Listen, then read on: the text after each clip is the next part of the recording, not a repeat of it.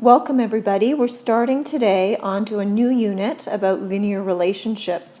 This is a really exciting branch of mathematics because it allows us to gain the skills that we're going to be using eventually to model the world around us.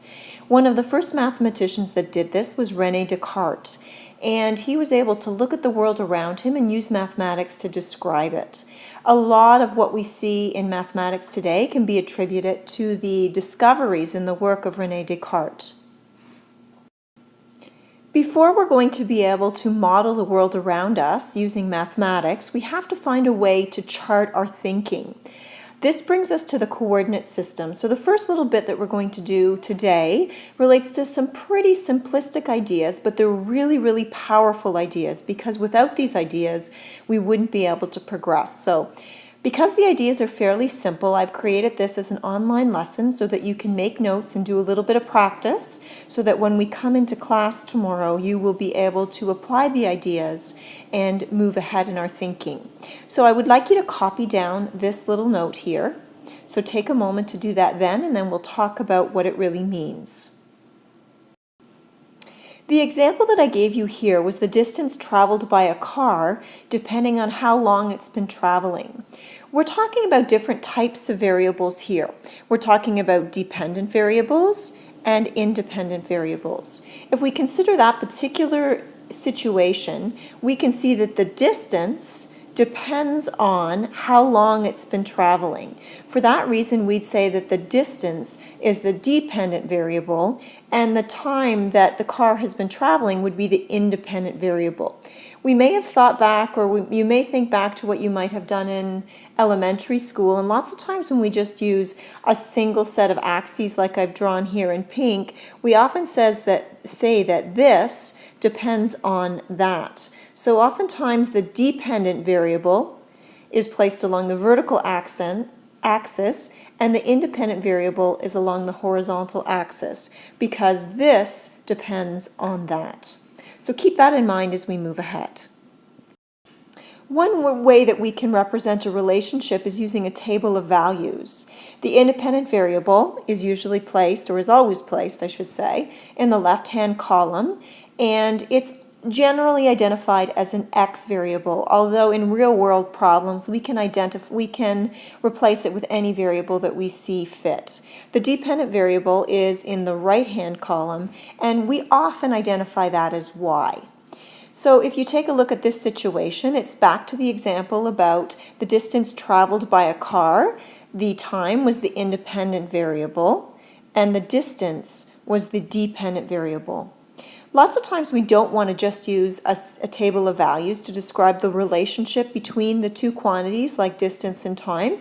So sometimes we want to use an equation, and this is a really powerful way to express our thinking and to express the relationship, simply because it's very concise, meaning it gets the point across and it is very short and to the point.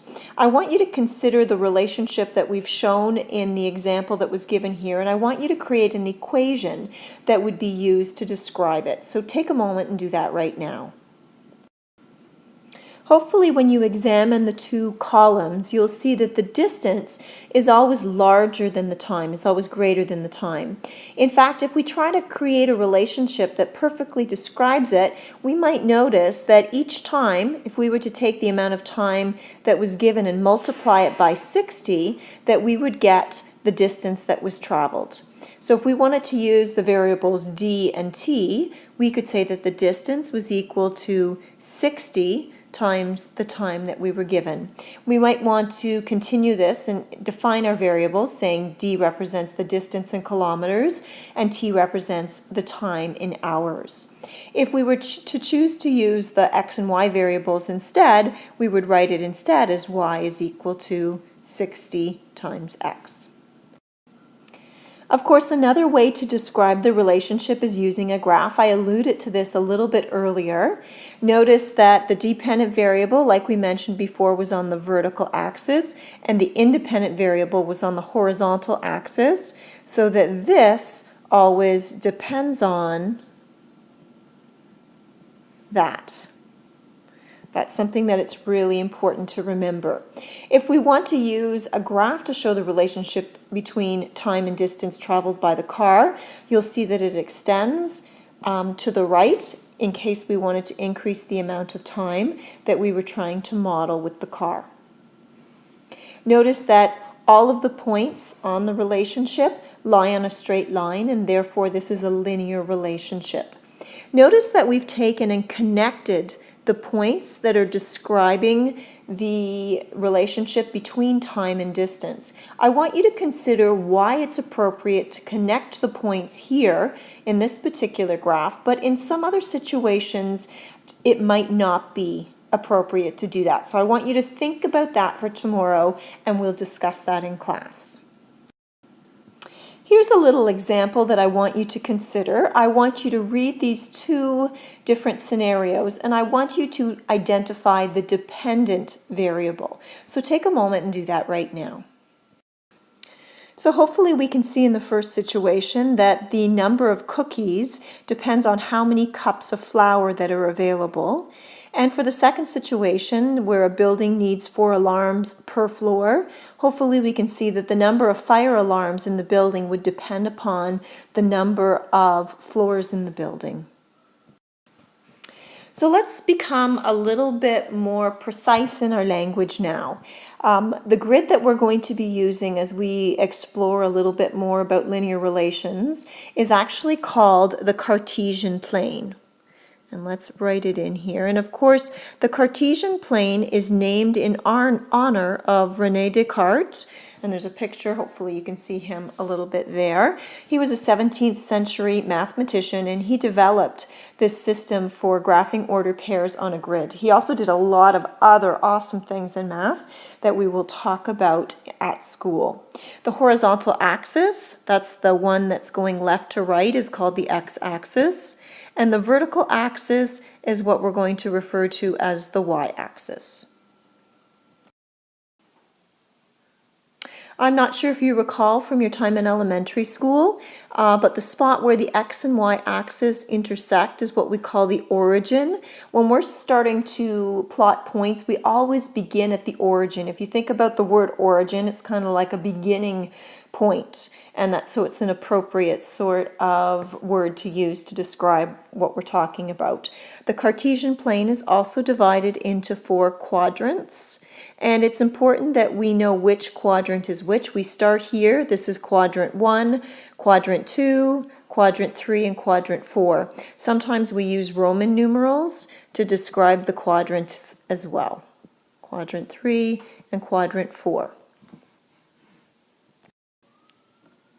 So here's some basic terminology that we're going to need to know when working with coordinate geometry.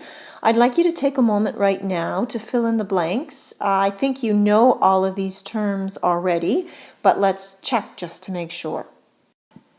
Here are the terms that we have. We know that any point can also be called an ordered pair, where the first coordinate is called the x-coordinate, and that describes our horizontal or left-right movement. And the second coordinate is called our y-coordinate, and that describes our vertical or up-down motion. Here's a chance to practice what you know. I have an x and y axis drawn as a Cartesian plane, and I've given you a list of ordered pairs that I would like you to take a moment and try to plot right now. Let's take a look at the first point and try to plot it together. Notice that we have the point A35 that we would like to plot. The first coordinate is the x-coordinate, and that is 3. So we always move in the x direction before we move in the y direction. So we'll start at the origin, 0, 0, and we'll move 3 units to the right, 1, 2, 3, and then 5 units up, 1, 2, 3, 4, 5, and we will plot our point right there. So that would be point A. You try the other points now and make sure that you're plotting them correctly. Here are the points as they've been labeled as well as I can with our stylus here. Notice that there are some interesting points. If you look at point E out here, notice that it's located along the x-axis, and point G, which is also located along the x-axis. Any points that are on the x-axis, notice that their y-coordinate is 0. Hopefully this makes sense to us since we're not moving up or down, that we wouldn't have any value other than 0 assigned to that y-coordinate. Notice that we have some y-intercepts as well here. So we have some points that lie on the y-axis, I should say, and notice that for those points that lie on the y-axis, the x value or x-coordinate will be equal to 0. Just a little bit more practice here. Take a look at the points that are on the Cartesian plane that I've given to you, and I would like you to compare them to the ordered pairs that are listed on the left-hand side of your screen. I would like you to label these points appropriately. Take a moment and try that now. Here we go. Check your answers. Let's see how awesome you are. Let me know tomorrow if you're a person that got all of these questions correct. Here's a little bit more practice for those of you who feel you need it. On the left part of the screen or part of your page, record the point name as well as the ordered pair that corresponds to that point. Give it a try. Okay, everybody, check your answers. Hopefully we got all of these correct as well. Here's the last thing that we're going to look at today. We're going to practice graphing a relationship when we're given an equation. So what we're really doing here is completing a table of values. Notice that I'm giving you the values of the independent variable that I would like you to consider. And in order for you to generate the values of the dependent variable, or your y column, I've given you an equation that describes the relationship between the x variable and the y variable. In order to fill in this table of values, it's actually pretty straightforward. You're going to start by considering the value of x that we want to find the corresponding value of y for. So we start with a value of x equals -2. We simply substitute the value of -2 into the x position in our equation. So we have y is equal to, instead of having an x there, we'll replace it with a -2 in substitution, and then we'll just continue and evaluate that expression. So we'll have -2 subtract 1, which is -3. So notice that we're generating an ordered pair here in this line of our table of values, and that ordered pair is -2, -3. We could go ahead and we could plot that point on our Cartesian plane. I'd like you to take a moment now to fill in the rest of the table of values and then to plot the corresponding points. Remember, when you're plotting on a Cartesian plane, to label your x and y axis.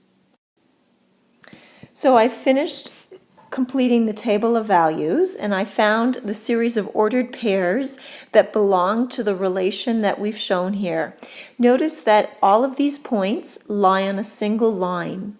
You were asked to just plot the points in the grid, and that's what we did, but I do want you to notice that this type of equation is a relationship that can be described using a line. It's also called a linear relationship or a linear relation. Here's another example that I'd like you to try. Once you have substituted the values of x into the linear relation or the line that is there, I would like you to plot them on the Cartesian plane on the right. Here are the values that we got to complete our table of values that I asked you to try. If you got slightly different answers, I want you to pay close attention to the fact that this was a negative x value. When I was making a substitution, one of the things that helped me was to remember that the negative sign in front of the x really implies the opposite of. So if I'm replacing the x value with the -2 value here, I have the -2 plus 3. This we can think of as the opposite of -2, which of course is +2, adding that to 3, and that's why we're getting 5. So now that we've checked that, I would like us to just review what we've talked about today in this particular video and be prepared to share your thinking tomorrow as we explore linear relations and coordinate geometry a little bit more. Have a great night. Bye, guys.